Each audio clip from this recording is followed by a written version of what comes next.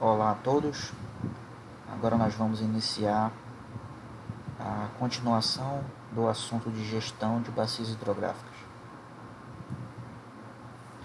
O assunto de hoje vai ser uma introdução à gestão propriamente dita de bacias hidrográficas, dando ênfase na importância de se trabalhar esse tema. Primeiro de tudo que a gente tem que saber é que quando a gente fala de bacias hidrográficas e de recursos hídricos, na verdade, e planejamento de rios, etc., foi definido que a melhor unidade para se trabalhar planejamento é através das áreas de bacias hidrográficas. Por que se definiram isso? Primeiro, como já foi explicado em aula passada, é que essas áreas, por serem naturais, elas possuem características ambientais semelhantes. Então, isso facilita no momento de realizar um planejamento, porque quando a gente planeja em cima de uma bacia, a gente vai saber quais são as características ambientais que possuem ao longo de toda essa bacia. O segundo ponto é para não fazer uma divisão de planejamento de rios, por exemplo, por município, porque um rio ele pode começar numa distância muito grande fora do município, e se a gente fizesse uma gestão por município, ou por estado, ou por país, já que nós temos rios que iniciam inclusive em outros países, como é o rio Amazônico, Rio Amazonas, na verdade. Então, parte desse rio ficaria de fora do planejamento. Mas se a gente dividir o planejamento por bacias hidrográficas, a gente vai conseguir pegar não só esse rio específico, mas como seus afluentes, numa área natural e bem delimitada, né? Claro que se a gente reduzir em subbacias, por exemplo, dentro da região amazônica, nós não vamos pegar o início do rio Amazonas, por exemplo. Nós vamos pegar somente uma parte dele, ou então de alguns afluentes que vão terminar nele. Mas mesmo assim ainda é melhor do que fazer uma divisão por limites políticos, como municípios ou estados. Tá? Então, se a gente definir uma determinada bacia ou região hidrográfica, o planejamento vai englobar essa área natural e todo mundo que está dentro dela. Tá? Então, se nós tivermos uma bacia que englobe 3 municípios, nós iremos contar com a participação dos 3 prefeitos desses municípios para participar do processo de tomada de decisão. E não só dos prefeitos, mas também dos usuários de água dessa bacia, tá? Desses 3 municípios. E isso nós veremos mais na frente no conteúdo de comitê de bacias. O segundo fator que leva a gente a trabalhar planejamento em bacias hidrográficas ao invés de municípios é que, por se tratar de uma área natural em tese fechada, a água que entra naturalmente é por chuva e sai em forma de rio pela atmosfera ou infiltrando no solo. Se nós tivermos uma comunidade ou uma cidade dentro dessa bacia, muito provavelmente ela capta água para consumo de dentro dessa mesma bacia. Tá? Isso por questão de custo, de engenharia. É mais fácil captar água de rios que estão próximos ou do subsolo do que de rios de outra bacia próxima. Claro que no caso de uma cidade se localizar próximo de um rio que tenha pouca vazão, aí será necessário sim fazer obras de engenharia para trazer água por tubulações de uma outra bacia, tá? Mas só em casos mais específicos. E uma outra questão é a volta, por assim dizer, da água para a natureza após o consumo na forma de efluente. Então, essa água, sendo tratada ou não em estações de tratamento, ela pode voltar à natureza na forma de efluente tratado ou na forma de esgoto não tratado, tá? Seja após o consumo doméstico, que é o residencial, seja na forma de consumo, por exemplo, em estabelecimentos comerciais, ou então pela agropecuária, ou então em indústrias, tá? E é sempre mais fácil e mais barato, novamente eu repito, através da minimização dos custos de infraestrutura, é mais fácil despejar esses efluentes em águas próximas, em rios próximos. Então, esses rios próximos se localizam na mesma bacia aonde uma cidade ou uma comunidade está localizada.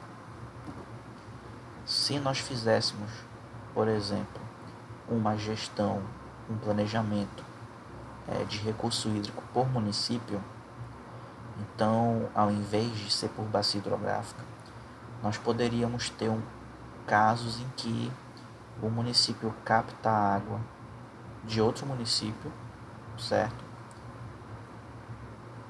Como acontece, por exemplo, na região metropolitana de Belém, em que a água captada e tratada vem de Belém e depois é transportada para Ananindeua, que já é outro município.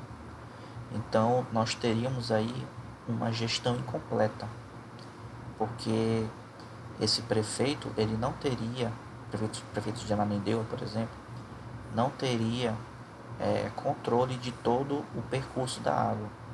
Mas quando a gente trata com uma gestão em forma de bacia, aí todos esses prefeitos de Belém, de Ananindeua, de Marituba, que eu creio que também receba água proveniente do tratamento efetuado em Belém, no Lago Bolonha e Água Preta, aí eles se unem, já que todos estão dentro da mesma bacia hidrográfica, para realizar um planejamento conjunto.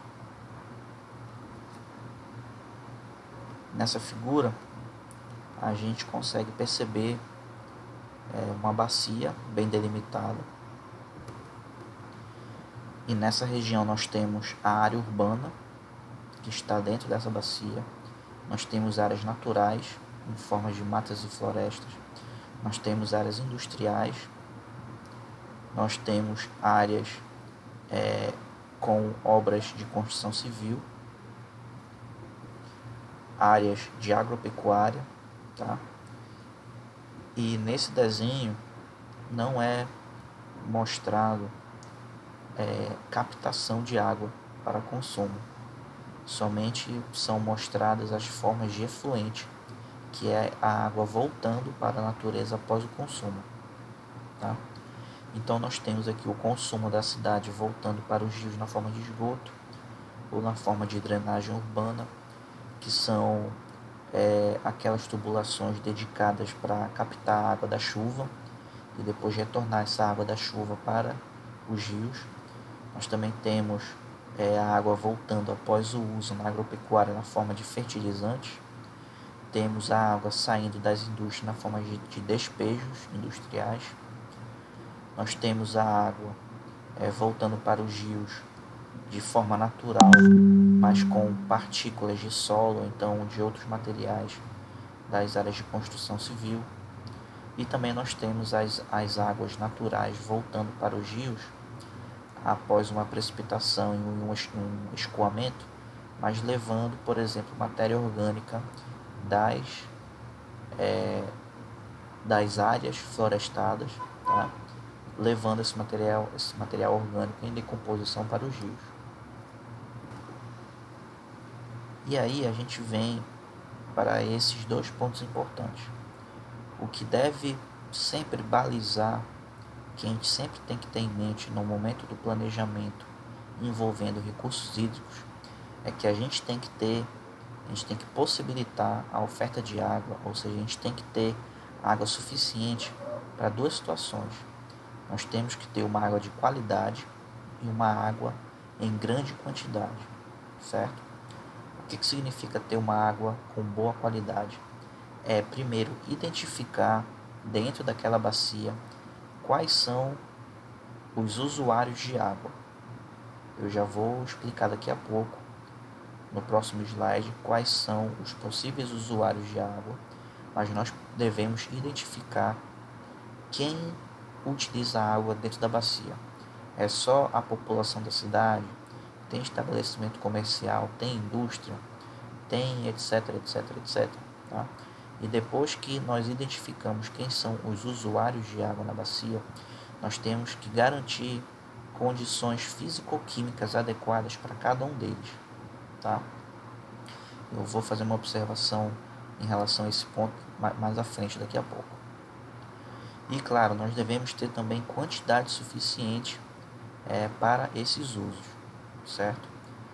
Se acontecer de ter um período de seca mais acentuado e que a quantidade de água diminua dentro da bacia, o planejamento deve focar em dois usos prioritários, que é o consumo humano, tá?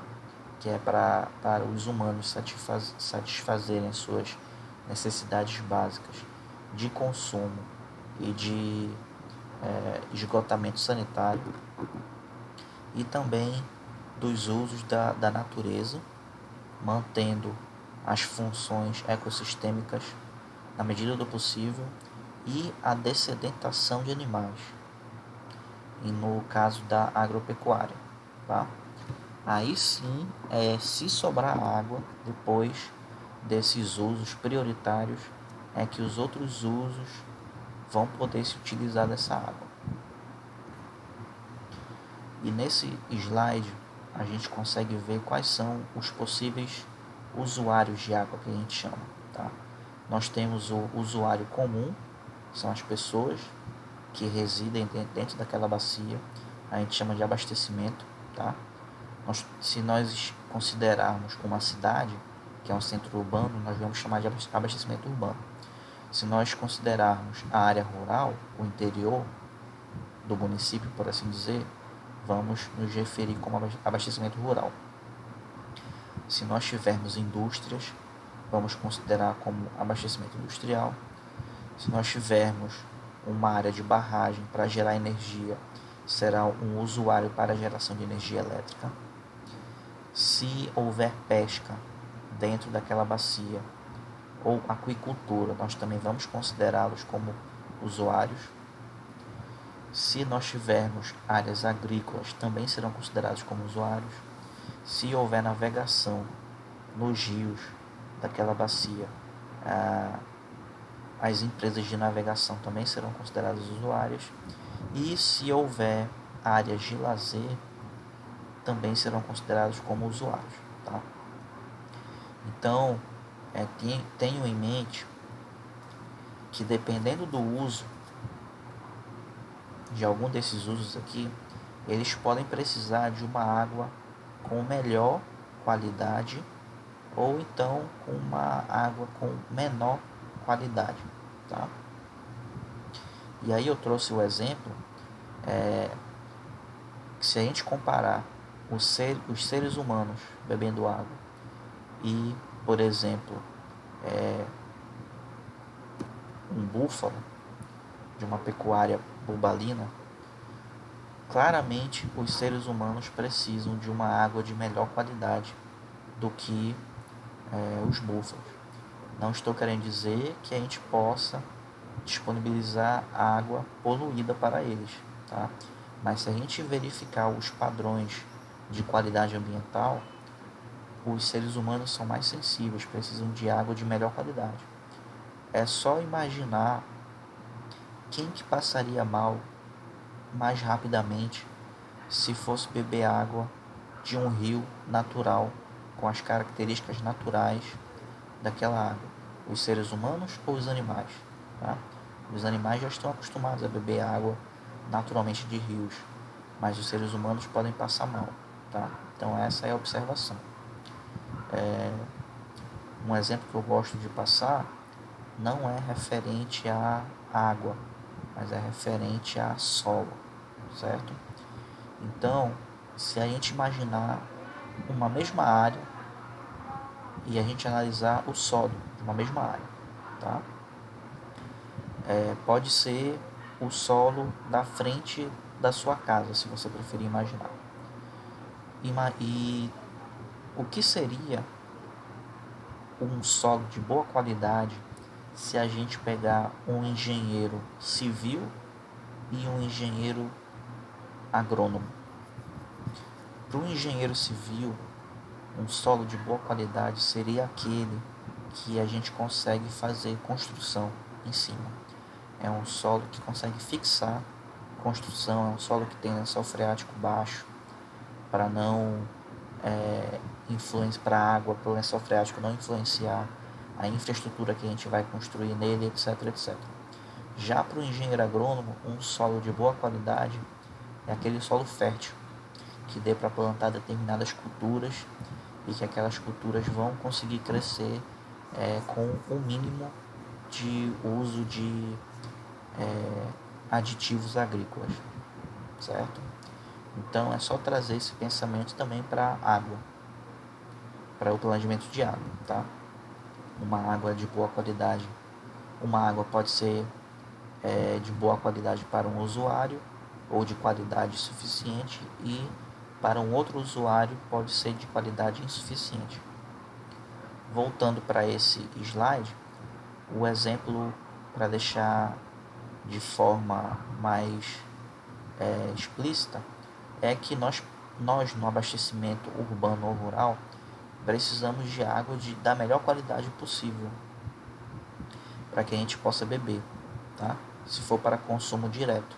Se for para lavar pia, lavar chão, etc, etc, dar descarga, então essa água já pode ser de menor qualidade, já que a gente não vai beber ela, tá? Mas se a gente for tratar da navegação, não vai haver consumo dessa água. Então, teoricamente, esse rio aqui embaixo ele pode estar com um nível, de certa forma, elevado de poluição. E mesmo assim, a navegação vai conseguir fazer uso desse rio, certo? Então, para finalizar essa parte da aula, o que nós temos que ter em mente é que quando a gente trata de planejamento de recurso hídrico, a bacia hidrográfica é a unidade de planejamento. Nós devemos fazer o planejamento de recurso hídrico utilizando áreas de bacias bem delimitadas, certo? Nós devemos saber que muito provavelmente a população que bebe água dessa bacia utiliza a água proveniente da própria bacia, muito provavelmente, e que ao despejar os seus efluentes, essa água também muito provavelmente vai voltar para os rios dessa mesma bacia. Nós devemos possibilitar que a água de uma bacia tenha qualidade e quantidade suficiente para esses usuários, e que esses usuários eles devem ser identificados, tá? Nós podemos ter uma bacia, por exemplo, em que nós não tenhamos navegação, nem geração de energia, nem uso agrícola, por exemplo. Nós tenhamos só abastecimento urbano ou rural, abastecimento industrial, pesca e agricultura e áreas de lazer, tá? Então, devemos também ter em mente que nem todos esses usuários vão aparecer em todas as bacias, tá? Então, finalizamos essa parte da aula agora. Obrigado.